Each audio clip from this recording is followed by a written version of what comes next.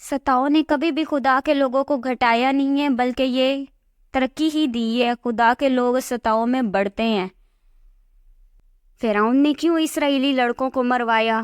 یوسف مصر میں حاکم تھا، لیکن یوسف کی وفات کے بعد بائبل میں لکھا ہے تب مصر میں ایک نیا بادشاہ ہوا جو یوسف کو نہیں جانتا تھا، اور اس نے اپنی قوم کے لوگوں سے کہا، دیکھو اسرائیلی ہم سے زیادہ اور قوی ہو گئے ہیں، سو آؤ ہم ان کے ساتھ حکمت سے پیش آئیں، تا نہ ہو کہ جب اور زیادہ ہو جائیں اور اس وقت جنگ چھڑ جائے تو وہ ہمارے دشمنوں سے مل کر ہم سے لڑیں اور ملک سے نکل جائیں۔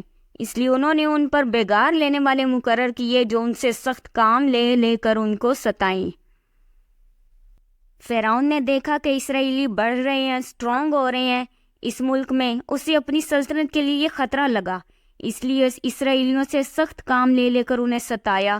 لیکن خدا کے لوگوں کو کبھی بھی ستاؤں نے گھٹایا نہیں، بلکہ ستاؤں میں یہ لوگ بڑھتے اور پھیلتے ہیں۔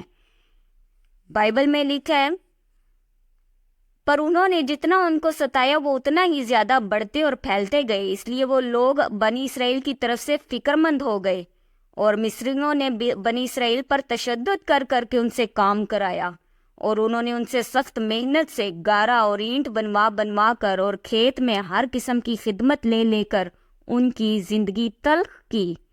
ان کی سب خدمتیں جو وہ ان سے کرواتے تھے تشدد کی تھیں۔ ظلم سے اسرائیل کو روکا، سخت کام کروا کر انہیں تنگ کرنے کی کوشش کی، پر وہ اور بڑھتے رہے، اور یہ پلان تو فرعون کا فیل ہو گیا۔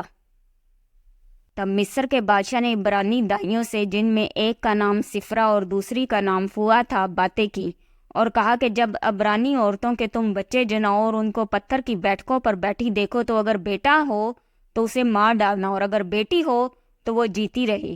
لیکن وہ دائیاں خدا سے ڈرتی تھی، سو انہوں نے مصر کے بادشاہ کا حکم نہ مانا، بلکہ لڑکوں کو جیتا چھوڑ دیتی تھیں۔ پھر مصر کے بادشاہ نے دائیوں کو بلا کر ان سے کہا، تم نے ایسا کیوں کیا کہ لڑکوں کو جیتا رہنے دیا؟ دائیوں نے فرعون سے کہا، عبرانی عورتیں مصری عورتوں کی طرح نہیں ہیں، وہ ایسی مضبوط ہوتی ہیں کہ دائیوں کے پہنچنے سے پہلے ہی جن کر فارغ ہو جاتی ہیں۔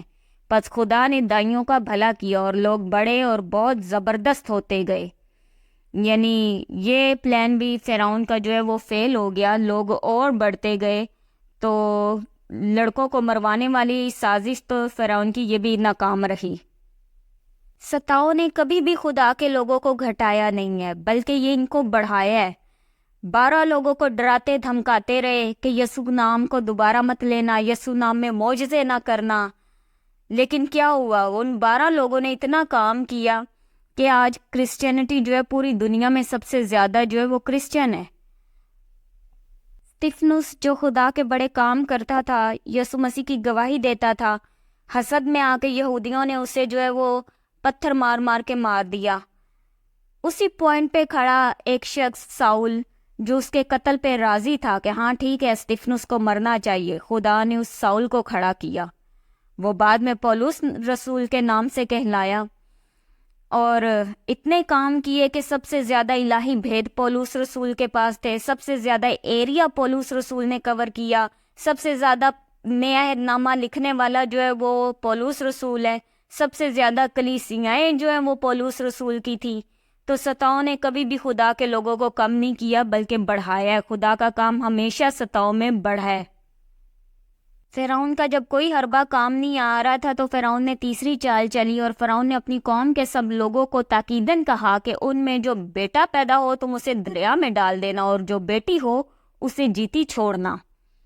فرعون نے حکم جاری کر دیا لڑکوں کو ختم کرنے کا، اور لڑکیوں کو چھوڑ دینے کا حکم دیا۔ لڑکیوں کو چھوڑ دیا تاکہ لڑکیوں سے مصری لوگ جو ہے وہ شادی کیا کریں گے، اسرائیلی قوم جو ہے وہ ختم ہو جائے گی۔